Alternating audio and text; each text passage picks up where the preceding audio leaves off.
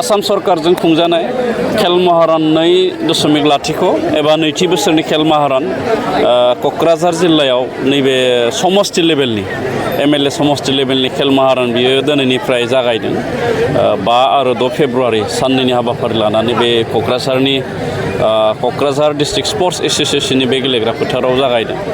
आरो आं दिनै बे हाबाफारियाव बाहागो लानो मोनना गोजोननाय मोनदों आरो बांसिनै गोजोननाय मोनदों बे खेल महारनाव मोनफ्रोमबो LAC निफ्राय गोबां खेलारिफ्रा एबा गेलेगिरिफ्रा बाहागो लादों बिनि ओंथिया बेनो जे बे खेल महारननि जि अर्गानाइज खालामनाय एबा खुंनाय बेयो खोब मोजां जादों मानो होनना बुङोब्ला VCDC लेभेलनिफ्राय जागायनानै LAC लेभेलाव जायो आरो बिनि उनाव जिल्ला लेभेल आरो बिनि उनाव जन आरो बिनि उनाव स्टेट लेभेल बे खेल महारननि खुंनायनि खान्थिया बे दा बेखायनो क'क्राझारनि नैबे LAC लेभेलनि गोबां खेलारिफ्रा बाहागो लानायनि नुथाया बेखौनो फोरमायदों जे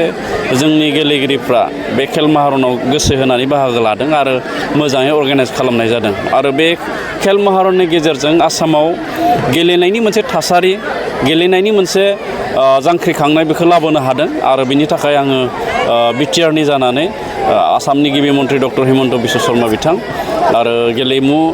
बिफाननि आसामनि मन्त्रि नन्दिता गारलसा बिथांमोनखौ आङो साबायखर जासियो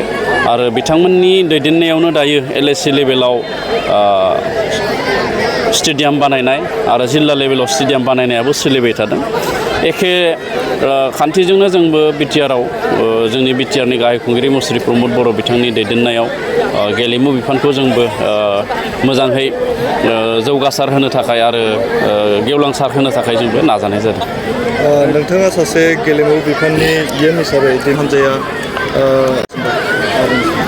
जोबोद गोजोननाय मोनदों आङो BTR-नि सासे गेलेमु बिफाननि मावफुं सोद्रोमा लोगोसे आसाम फुटबल एस'सिएशननिबो आङो लेङाइ आफादगिरि आरो आसाम फुटबल एस'सिएशननि प्लेयार सेलेक्सननिबो आङो चेयारमेन आं बे हिसाबै जोबोद गोजोननाय मोनदों जे जोङो उदां भाबै जोंनि स्टेट प्लेयारखौ जों सायख'दों जोङो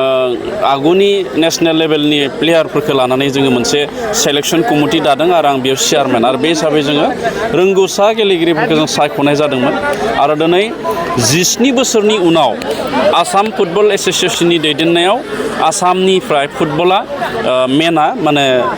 क्वालिफाइ जादोंमोन नेसनेल गेमाव आरो गेले दिनै 12टा बाजायाव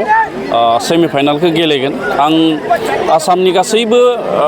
स्टेट प्लेयार फुटबलनि बिथांमोनखौ साबायखर जासिदों आरो हामग्लायथि जासिदों आरो मिजिंथिदों